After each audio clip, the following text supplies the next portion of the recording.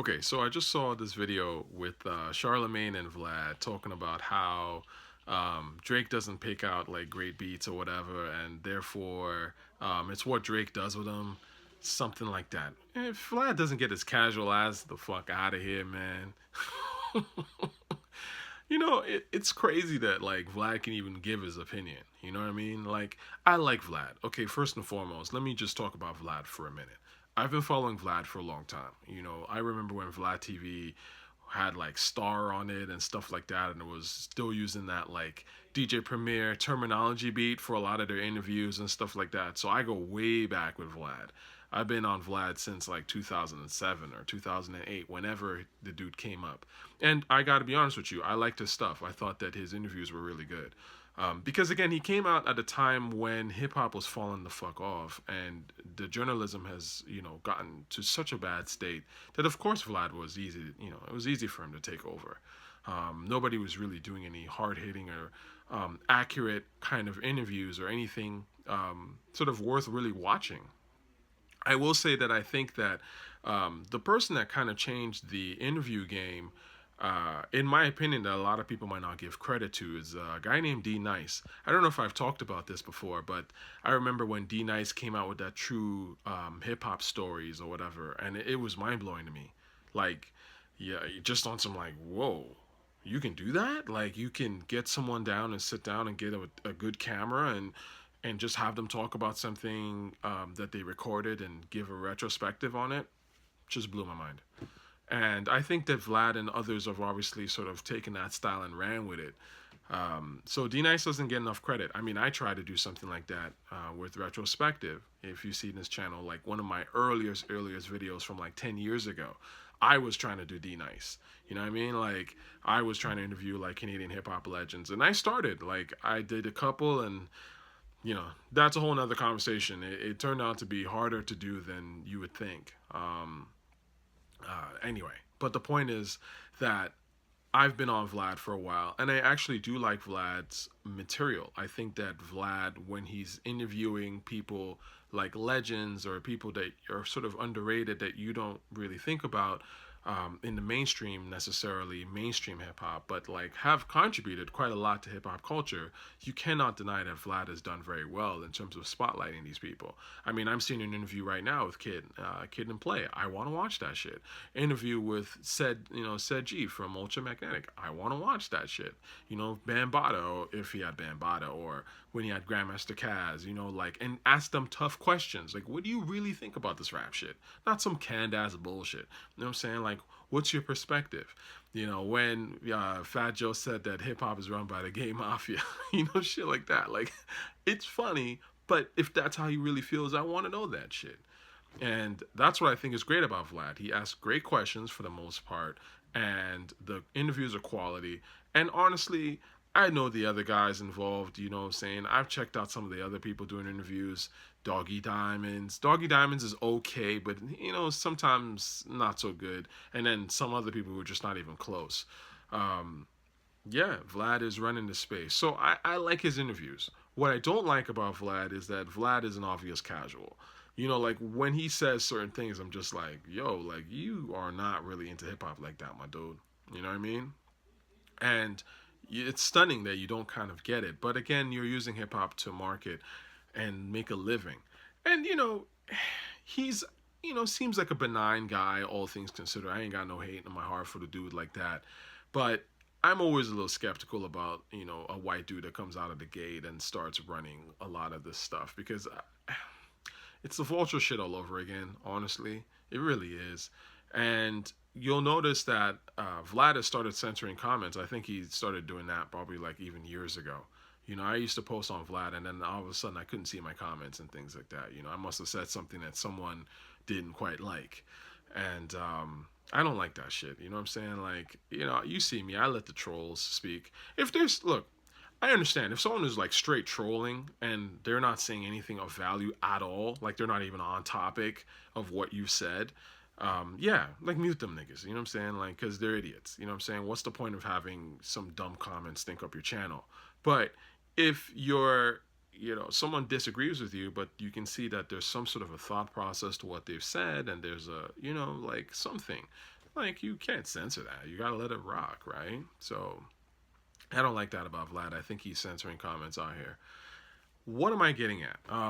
His whole thing with Drake not having top notch beats is complete bullshit to me, because Drake wouldn't be where he is if he didn't have top notch beats, right? Like, look at Best I Ever Had. That was a top notch beat from that year. It really was. Boy Wonder is one of the best producers of the last 10 years. You can't be at the top of the rap game without top notch beats. I don't know where people get this idea from. You can't be considered a great rapper without great beats. It just doesn't happen. You know what I mean? Like, for that long. Drake has been running rap for like 10 years. How the fuck is he been running rap for 10 years without any phenomenal beats? That's ridiculous. You know what I'm saying? I don't have to list all of them. We know the beats that Drake has come out with. Jumpman is ridiculous. I remember the first time I heard Jumpman. Jumpman is actually really what made me start to really check for Drake on some real shit. Because before, I thought the dude was garbage. I don't know if I've talked about this, but it was a slow thing. I thought when he came out, I was like, oh, this dude is trash. He's repping my city, but I don't like his music like that. And then it became like, Best I Ever Had, I thought was cool. You know, I didn't quite love how he rapped on it, but I thought it was cool. You know, it was better than a lot of people's shit.